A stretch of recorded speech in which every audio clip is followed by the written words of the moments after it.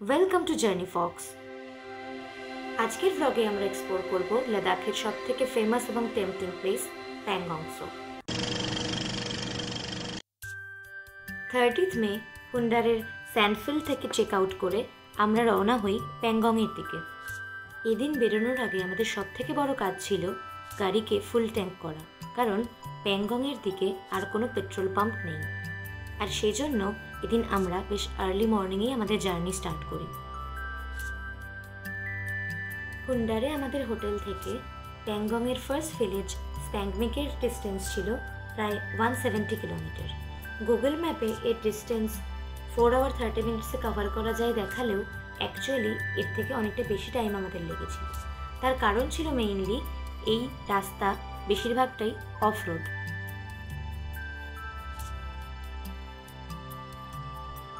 তাছাড়াও ওই দিনের আকাশ ছিল মেঘলা আর বেশিরভাগ জায়গাতেই বৃষ্টি হচ্ছিল, তাই খুব সাবধানে আমাদের গাড়ি নিয়ে যেতে হয়।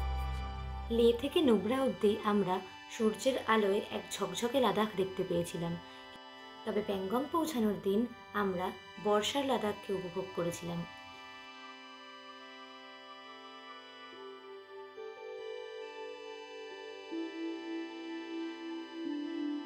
লাদাখ ট্রিপের সবথেকে বিউটিফুল পার্ট হলো লাদাখের রোড জার্নি, কারণ একটার পর একটা পাহাড় যখন আপনি বেরিয়ে যাবেন তার সঙ্গে চেঞ্জ হয়ে যাবে সেখানকার ওয়েদার এবং সেখানকার ল্যান্ডস্কেপ।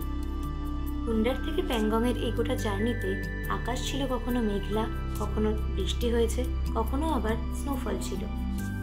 এই মেঘের মধ্যে হারিয়ে যাওয়া রোড দিয়ে জার্নিটা ছিল ভীষণ অ্যাডভেঞ্চারাস। আমাদের গোটা ট্রিপে আমরা এদিনই একমাত্র স্নোফল পেয়েছিলাম। মে জুন মাস কোনোভাবেই স্নোফলের সময় ছিল না, তাও আমরা লাকিলি এই স্নোফল পেয়েছিলাম।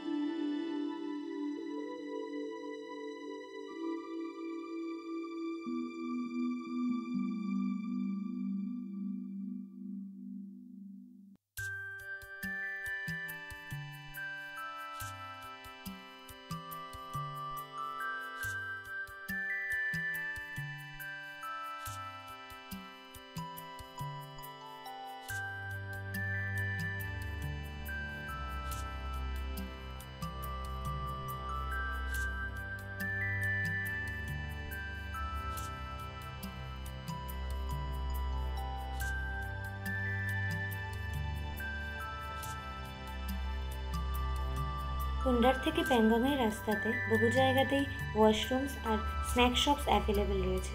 এরকম এক জায়গাতেই আমরা আমাদের ফার্স্ট স্টপেজ নিয়েছিলাম।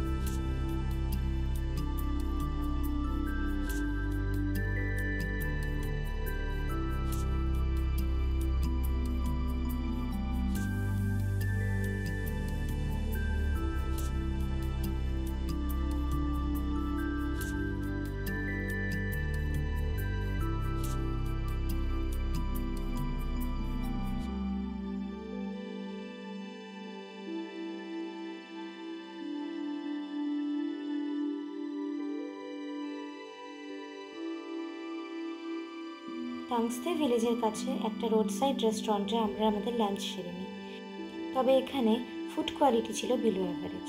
এরপর আরও ঘন্টাখানেকের পথ অতিক্রম করে আমরা পৌঁছে যাই প্যাংগংয়ের দিকে, আর এটা হলো প্যাংগংয়ের ফার্স্ট ভিউ।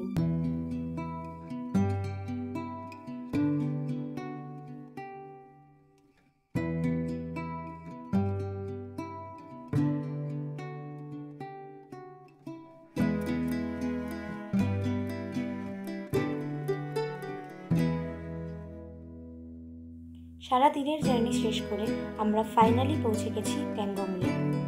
এই প্যাংগং হলো লাদাখ ট্রিপের সবথেকে অ্যাট্রাকটিভ প্লেস।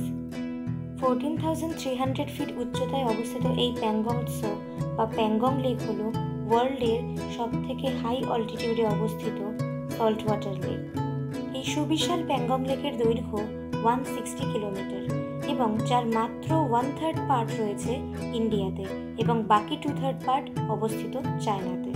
ডিফারেন্ট ওয়েদার কন্ডিশনে আকাশের রং অনুযায়ী এই লেকের রঙও কিন্তু চেঞ্জ হতে থাকে। প্যাংগং লেক ভিজিট করার সবথেকে প্রেফারেবল টাইমিং হলো সামার, মেইনলি মে জুন মাস। এই সময় লাদাখের আকাশ থাকে মেঘমুক্ত। সূর্যের আলোয় আকাশের নীল রং এই লেকের ওপর রিফ্লেক্ট করে এক অসাধারণ নীল রং দেখতে পাওয়া যায়। প্যাংগংয়ের ধারে মেইনলি 3টে ভিলেজ রয়েছে যেখানে ট্যুরিস্ট অ্যাকোমোডেশন অ্যাভেলেবেল থাকে, স্প্যাংমিক, মান এবং মেরাক। এখানে মেইনলি 2 ধরনের অ্যাকোমোডেশন অ্যাভেলেবেল আছে, এক হলো হোমস্টে আর একটা হলো টেন্ট। টেন্ট ফেসিলিটিস বেশি অ্যাভেলেবেল স্প্যাংমিকে আর হোমস্টে ফেসিলিটিস বেশি অ্যাভেলেবেল মেরাক ভিলেজে। প্যাংগং পৌঁছানোর আগে বুকিং করে আসাটাই বেটার অপশন হবে।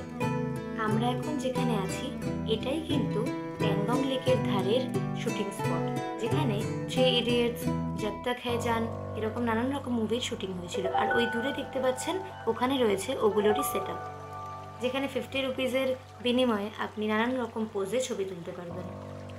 এই প্যাংগং লেক ছিল যতটাই সুন্দর ঠিক ততটাই নিষ্ঠুর এখানকার ওয়েদার, কারণ এখানে ছিল ভীষণ ঠান্ডা এবং প্রচণ্ড ঠান্ডা হাওয়া, যে কারণে এই প্যাংগং লেকের ধারে খুব বেশিক্ষণ সময় থাকা যায় না। নীল আকাশের নিচে মেঘে ঢাকা পাহাড় আর তার নিচে এই নীল প্যাংগং লেক দেখলে মনে হবে যেন এক ছবির সামনে দাঁড়িয়ে রয়েছে। একদিকে পাহাড় আর একদিকে যতদূর চোখ যায় শুধুই এই সুবিশাল নীল প্যাংগং লেকের জন্য। প্যাংগংয়ের সৌন্দর্য সামনে থেকে যত খুশি উপভোগ করা যেতে পারে, কিন্তু এই প্যাংগং লেকে নামা নিষিদ্ধ। আর সেই কারণেই হয়তো লেকটি এখনও এত সুন্দর আর এর জল কাঁচের মতো স্বচ্ছ। এখানে আমরা 10 থেকে 15 মিনিট মতন সময় কাটিয়ে চলে যাই আমাদের প্রি বুকিং করা টেন্টে। তার আগে আমরাও এই ডামি সেটআপের সাথে কিছু পিকচার্স নিয়ে নিই। প্যাংগংয়ে আমরা ছিলাম স্প্যাংমিকের প্যাংগং হেরিটেজ রিসর্টে। এই রিসর্টে 3 ধরনের rooms available, Swiss tent, luxury cottage আর প্রিমিয়াম কটেজ। আমরা ছিলাম প্রিমিয়াম কটেজে, কারণ আমরা চেয়েছিলাম আমাদের উইন্ডো থেকে প্যাংগং লেক দেখতে। প্যাংগংয়ে কিন্তু এখনও ইলেকট্রিসিটির সেরকম কোনো সুবিধা নেই। সারাদিনে শুধুমাত্র সন্ধেবেলায় 7টা থেকে 9টা বা 10টা অবধি ইলেকট্রিসিটি অ্যাভেলেবেল থাকে, আর রানিং হট ওয়াটারও হোটেলের বলে দেওয়া নির্দিষ্ট টাইমেই শুধুমাত্র অ্যাভেলেবেল থাকে। এত লিমিটেড রিসোর্সের মধ্যেও আমাদের হোটেল কিন্তু সমস্ত রকম ফেসিলিটিসই আমাদের দিয়েছিল। তবে সবথেকে বেস্ট ছিল ঘরে বসে প্যাংগংয়ের ভিউ।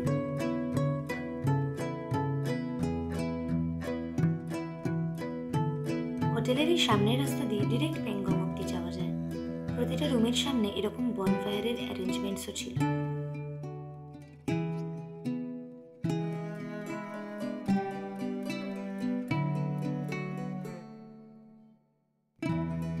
হোটেলে চেক ইন করতে আমাদের ইভিনিং হয়ে যায়, আর চেক ইন করার পরেই হোটেল থেকে হট ওয়াটার এবং টি প্রোভাইড করা হয়। গরম চায়ের কাপ হাতে বসে প্যাংগং দেখা এক সুন্দর স্বপ্নের থেকে কম কিছু না। চায়ের পর্ব শেষ করে আমরা প্যাংগংয়ের ধারে গিয়ে বেশ কিছু ফটোগ্রাফস তুলি। এরপর হোটেলে ফিরে ডিনার সেরে আমাদের দিনের শেষ হয়। নেক্সট দিন সকালে উঠে ফ্রেশ হয়ে আমরা চলে যাই ব্রেকফাস্ট করতে। এই হোটেলের তরফ থেকে কিন্তু বুফে ব্রেকফাস্ট অ্যাভেলেবেল রয়েছে। পরের দিন আমাদের ডেস্টিনেশন ছিল রেজাংলা হয়ে হানলে। স্প্যাংমিকের পর মান এবং মেরাক অতিক্রম করে আমরা আস্তে আস্তে এগিয়ে চলি হানলের দিকে। পরের দিন সকালে ঝকঝকে রোদে প্যাংগং লেক কিন্তু আরও বেশি সুন্দর দেখাচ্ছিল।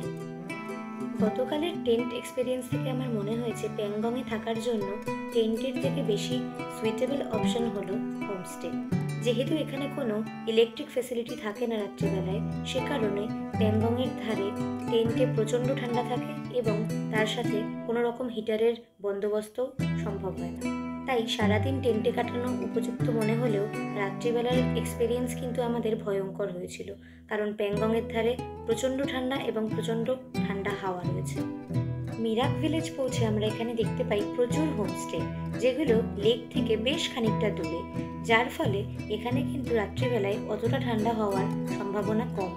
তাই এই হোমস্টেগুলো টেন্টের থেকে বেশি কমফোর্টেবল স্টে হতে পারে। প্যাংগং ছেড়ে যাওয়ার পথেও প্যাংগংয়ের ধারে প্রচুর ভিউ পয়েন্ট রয়েছে, যেখান থেকে খুব সুন্দর প্যাংগং লেকের ভিউ দেখা যায় এবং ফটোগ্রাফস নেওয়া যায়। আজকের মতো ভ্লগ এখানেই শেষ করছি।